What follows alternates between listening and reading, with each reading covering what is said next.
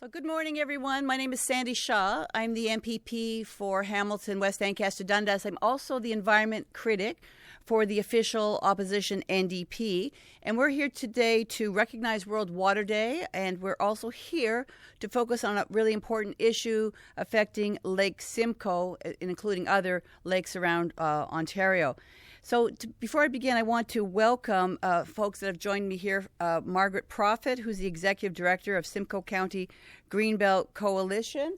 I have Claire Malcolmson, the Executive Director of Rescue Lake Simcoe, and Jack Gibbons, who's the Chair of Lake Simcoe Watch. And so, as I said, tomorrow around the world, we're celebrating World Water Day. That's March 22nd. And, you know, it's an important day, but I believe, and I'm sure we all believe, that we should be concerned and thinking about water every day, because we know water is life. Water protection means so much to all of us, whether it is safe, clean drinking water, lakes where we can enjoy summer swimming, or winter cold water ice fishing, or simply enjoying the views of our lakes when they are clean and clear and not covered in the green algae blooms which are affecting so many lakes across Ontario, including Lake Simcoe.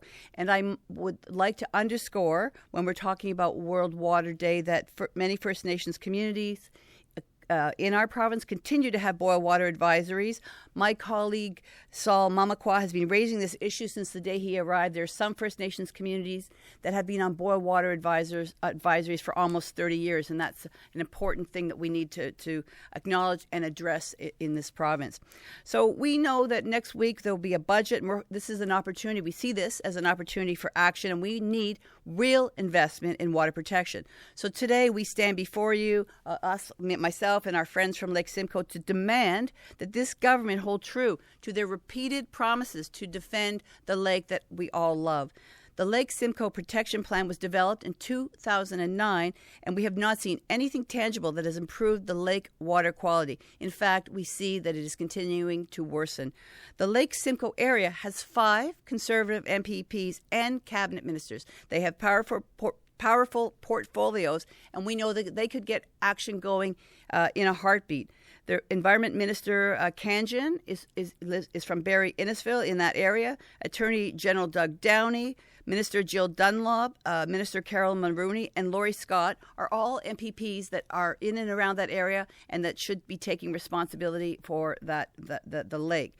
So, you know, I think everyone's tired of seeing performative gestures and empty words, but no real action on the Lake Simcoe Protection Plan. Especially, you know, what we see is we're disappointed in the Lake Simcoe Conservative MPP. So we know Ford has a strong majority in the legislature, which he's always happy to use, and so we know he has the power to make change. We know that there's existing legislation there to help him keep his Lake Simcoe promise. So, you know, we don't see the action and the sense of urgency that we need, and I would say that we can only conclude that this is a lack of will on the part of this government to clean up Lake Simcoe. So I have 3 speakers here who are very knowledgeable, and I'm pleased to introduce to the podium Jack Gibbons, who's going to speak from Lake Simcoe Watch. So thank you, Jack, for being here. Thank you very much, Sandy. I'm Jack Gibbons from Lake Simcoe Watch. In 2009, the Government of Ontario released its Lake Simcoe Protection Plan, which called for phosphorus pollution to be reduced by 50% to 44 tons per year. Unfortunately, the province still hasn't developed a plan to achieve its target. As a result, pollution has gone up by 25%. But here's the good news. 6 Lake Simcoe municipalities and the Georgina Island First Nation are all calling for the province to develop a plan to achieve 44 tons by 2030. It is now time for Doug Ford to get it done. Thank you. Thank you very much, Jack. And now I would like to welcome to the podium Margaret from Simcoe County Greenbelt Coalition. Thank you, Margaret. Thank you. Thank you, Sandy, for having us here today.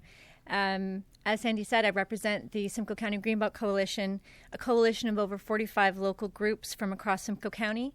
And I'm here today to make it clear that the people that steward Lake Simcoe and the regional waters are highly concerned about the negligence this government displays towards Lake Simcoe and water writ large.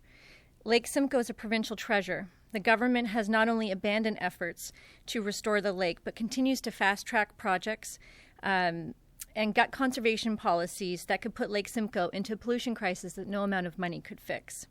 Their fascination with 1950s styles community building, relying on destructive highways like the Bradford Bypass and sprawling subdivisions is dangerous for the lake, regional waters, and for the hundreds of thousands of people who rely on Lake Simcoe for their livelihoods and health.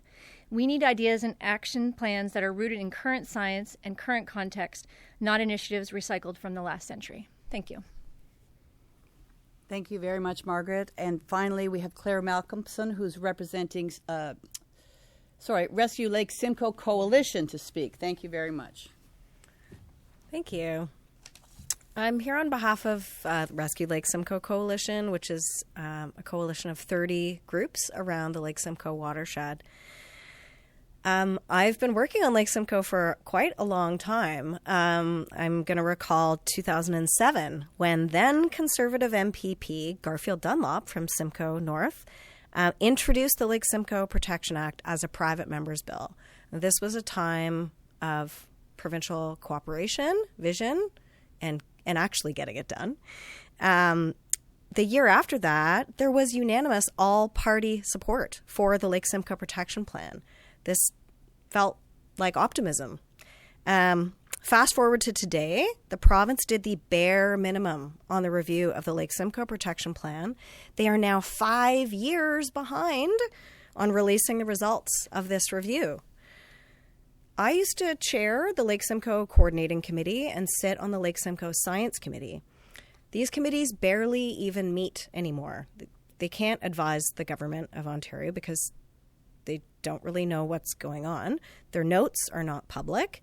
The chair of the Science Committee, the new chair of the Science Committee, is now a development lawyer, not a scientist. Now, this is not good governance. If the current pro-sprawl, pro-highway approach continues, we will see more phosphorus and salt pollution, climate change, warming the waters, and increasing the likelihood of algae outbreaks. What is needed is a transparent review of the health of the lake and examination of our efforts to achieve the Lake Simcoe Protection Plan's targets and a coherent, science-based plan for achieving them. Thank you. Thank you very much. And so as you can see that this is we're expecting to have urgent action on this. We need urgent action, and it makes no sense that we're not seeing action given what we've heard here today. Again, the Conservative MPPs have the power, existing legislation, and the money to do more than make promises. And I would like to add that in addition to the folks that are here, Penny Trumbull of the Chippewas of Georgina Islands First Nation was not able to join us here today, but had this to say, which is the effects of the damage to the lake are damaging it to us all, our four-legged friends, our crawlers, and our flyers. The ground is toxic to grow our food. It is time to stop talking. Now is the time for action, and I couldn't agree more. And we're looking forward for this government to finally take action on the promises that they've been making. So with that, I would open it up to any questions that we may have from the media. Thank you very much.